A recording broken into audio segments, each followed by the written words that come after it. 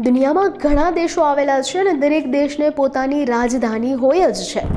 જેમ કે તમને પૂછવામાં આવે કે ભારતની રાજધાની કઈ, તો તમારો જવાબ રહેશે દિલ્હી. પરંતુ જો તમને એમ કહેવામાં આવે કે દુનિયામાં એક એવો પણ દેશ છે કે જેની કોઈ રાજધાની જ નથી, હું જાહ્નવી નિમાવત તમને ટાપુઓની વચ્ચે આવેલા આ રાજધાની વગરના દેશ વિશે જણાવું.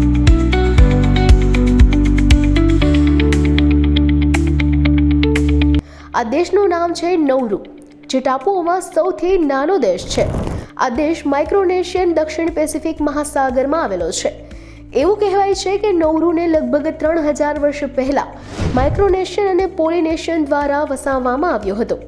આ દેશ વિશ્વનો એકમાત્ર એવો પ્રજાસત્તાક દેશ છે કે જેની પાસે હજુ પણ કોઈ રાજધાની નથી.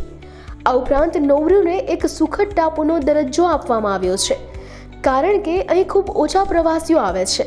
તેમજ એક અહેવાલ મુજબ 2011માં ફક્ત 200 લોકો અહીં ફરવા ગયા હતા અને તેના કારણે જ અહીંના લોકો આરામદાયક અને સુખી જીવન જીવે છે.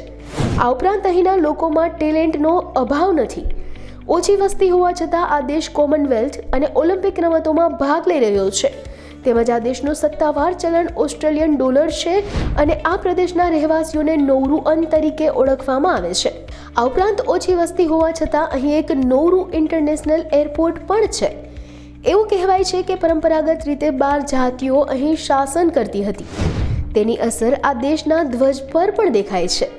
ત્યાં રહેતા મોટાભાગના લોકો ખ્રિસ્તી ધર્મ પાળે છે, ત્યારે ઘણા એવા પણ લોકો છે કે જે કોઈ પણ ધર્મને પાળતા નથી.